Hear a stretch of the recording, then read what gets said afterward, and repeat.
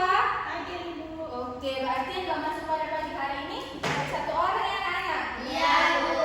Nah, udah tahu belum materi yang kita akan bahas pada pagi hari ini yaitu materi apa? Tahu, Bu. Apa tuh? Debat. Iya, betul sekali.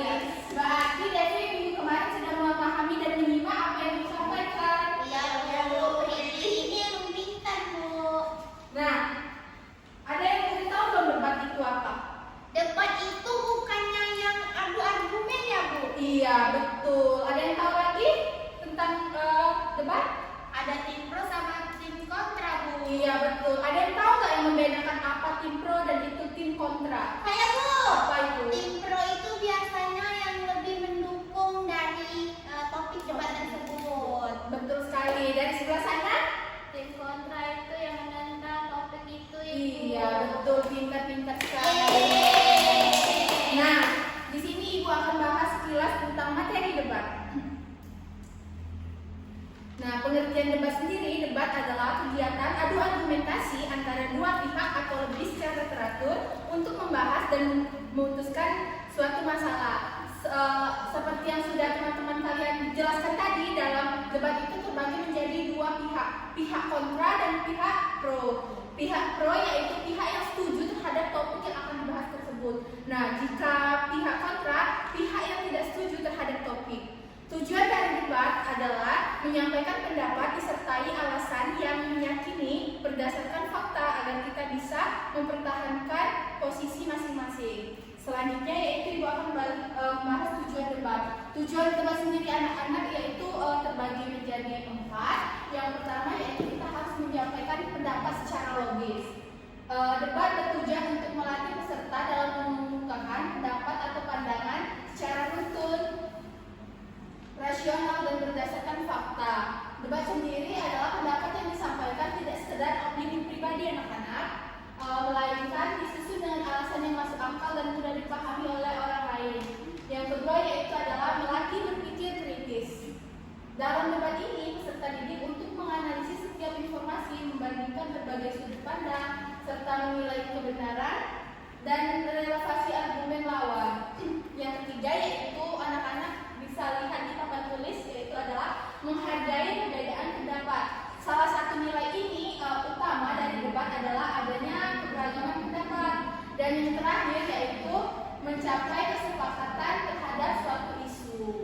Nah, yang selanjutnya anak-anak bisa lihat di sini, lihat di papan tulis.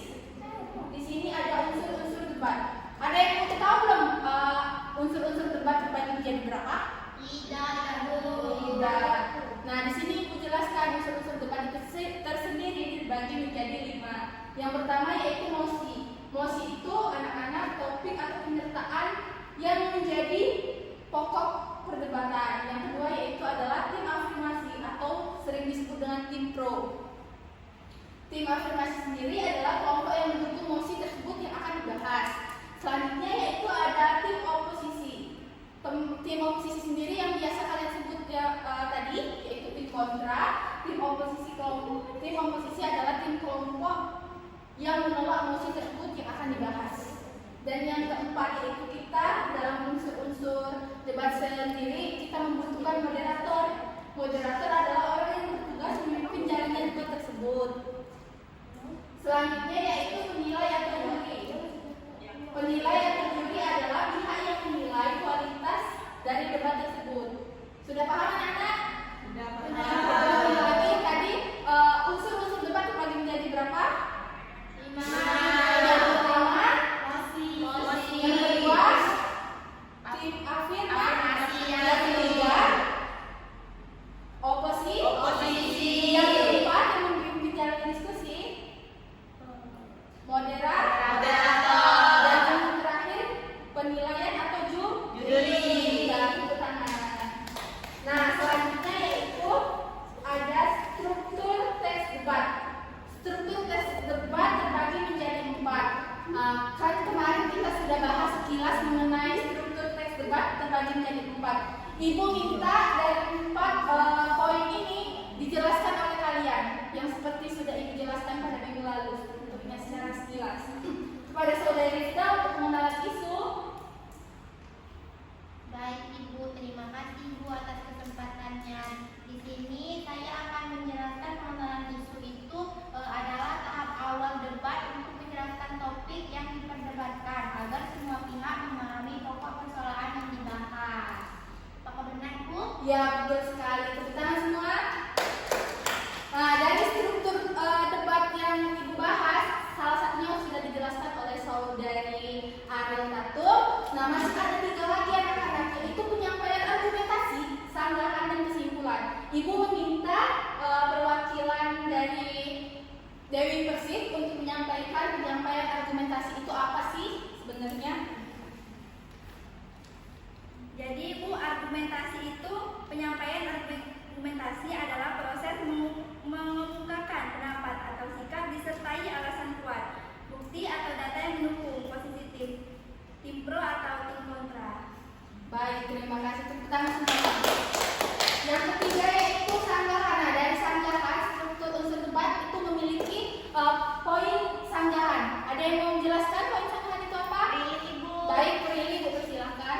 Sanggahan adalah respon terhadap argumentasi lawan dengan cara membantah, mengoreksi, atau melemahkan pendapat lawan menggunakan logika atau bukti. Iya, betul sekali. Tepuk tangan. Dan yang terakhir yaitu kesimpulan. Saya Ibu. Baik, untuk Davina Karamoy. Kesimpulan itu adalah penutup debat yang berisi ringkasan argumen utama dan penegasan kembali posisi tim untuk meyakinkan audiens atau jurinya, Ibu. Pintar sekali anak ibu. Berarti kalian sudah menyimak kan yang telah Ibu sampaikan minggu lalu mengenai struktur debat. Benar, Benar Ibu. sekali. Hai. Halo. Halo. Hai. Masih semangat gak nih? Masih dong. Nah, selanjutnya yaitu kita akan membahas kaidah kebahasaan teks debat. Kaidah kebahasaan teks debat ini terbagi menjadi 5. Yang pertama, kita harus menggunakan bahasa baku dan formal anak-anak dalam melakukan debat. Nah, yang kedua yaitu kita harus menggunakan kata persuasif. Teks debat ini berpengaruh atau meyakini pendengar sehingga teks banyak menggunakan kalimat yang bersifat persuasif. Dan yang ketiga yaitu kita harus menggunakan kalimat yang logis dan efektif dalam debat. Paham? Paham. Selanjutnya selain itu kita juga harus menggunakan kata hubung argumentatif anak-anak. Ini untuk kata hubung yang digunakan untuk mengaitkan antar argumen. Bisa dipahami? Kalau kalimat hubung argumentatif itu untuk apa? Mengaitkan argumen. Nah, selanjutnya yaitu kita akan membahas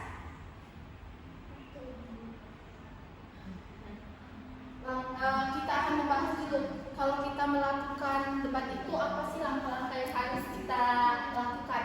Ada yang tahu nggak? Nggak tahu Ibu, soalnya kami belum pernah debat. Oh, berarti kalian belum pernah debat ya? Belum. Ibu jelaskan kalau kita ingin melakukan debat kita harus melaksanakan langkah-langkahnya dulu. Yang pertama kita harus menentukan mosi. Jika tidak ada mosi, debat tidak bisa dilaksanakan anak-anak. Terus kita menyusun argumentasi. Argumen itu yang kuat dan efektif untuk akan dibahas selanjutnya. Terus selain kita harus menyiapkan argumen dalam debat juga langkah-langkah kita membutuhkan menyiapkan data dan fakta yang sangat efektif dan relatif. Terakhir kalau sebelum langkah-langkah debat itu kita harus harus melatih penyampaian pendapat anak-anak. Nah, di sini kalian sudah pernah belum melihat orang berdebat secara tim pro dan kontra? Pernah Ibu di TV waktu ini pemilihan presiden. Iya. Yang lain udah pernah belum? Pernah ya, nah itu Pernah ya? itu. Nah, jadi di sini kita akan menonton video debat ya. Anak-anak sekalian silakan simak dan dengar. Nanti dari video debat ini Ibu akan kasih pertanyaan satu orang satu. Jadi diharapkan untuk menyimak video yang Ibu tayangkan.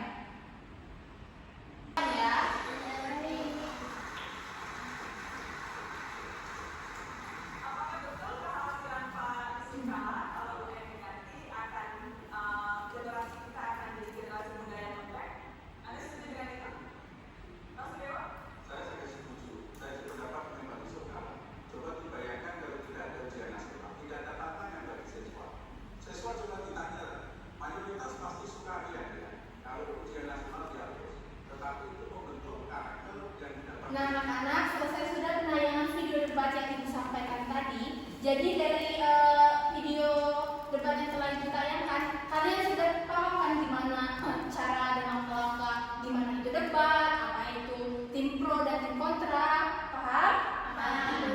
Nah, dari hasil tayangan di sini Ibu akan memberikan pertanyaan untuk mengetes apakah kalian benar menyimak.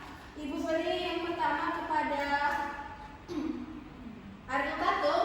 Ya, Bu. Dari hasil video yang telah Ibu sampaikan tadi, apa sih alasan utama Pak Sadewo dalam mendukung keberadaan ujian nasional? Dari video yang telah saya lihat tadi, Bu, alasan utama Pak Sadewo dalam mendukung keberadaan UN itu adalah Pak Sadewo itu berpendapat ujian nasional itu Yang telah ditayangkan tadi, mengapa sih Sophia Lacuba menentang pelaksanaan UN di Indonesia? Nah, jadi Sophia Lajuba menentang Bagaimana sih UN mengaruhi siswa dari keluarga yang kurang mampu?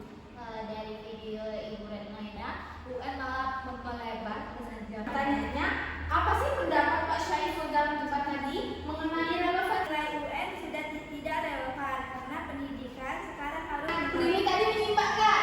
Nyimak, Ibu. Ibu lihat tadi Prilly tidur. Tidak, Kak, Bu. Nah, kalau Prilly menyimak, Ibu akan tanya sih kepada Prilly, bagaimana sih Pak Toto dari Kemendikbud menilai praktik UN dalam konteks filosofi Ki Hajar Dewantara? Jadi Bu, Pak Toto tadi menyampaikan bahwa pendidikan itu seharusnya memerdekakan siswa sesuai ajaran Ki Hajar Dewantara. Nah, Betul sekali, tepuk tangan untuk kita semua. Anak-anak, berhubungan waktu Ibu sisa 5 menit lagi, minggu depan kita masih tetap akan membahas teks debat.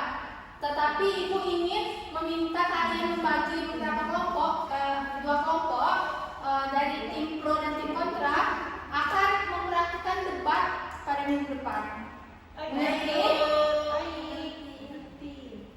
Baiklah anak-anak, mungkin itu saja mata pelajaran yang dapat kita sampaikan pada pagi hari ini. Semoga kalian tetap semangat ya melanjutkan mata pelajaran selanjutnya. Ibu akhiri, wassalamualaikum warahmatullahi wabarakatuh.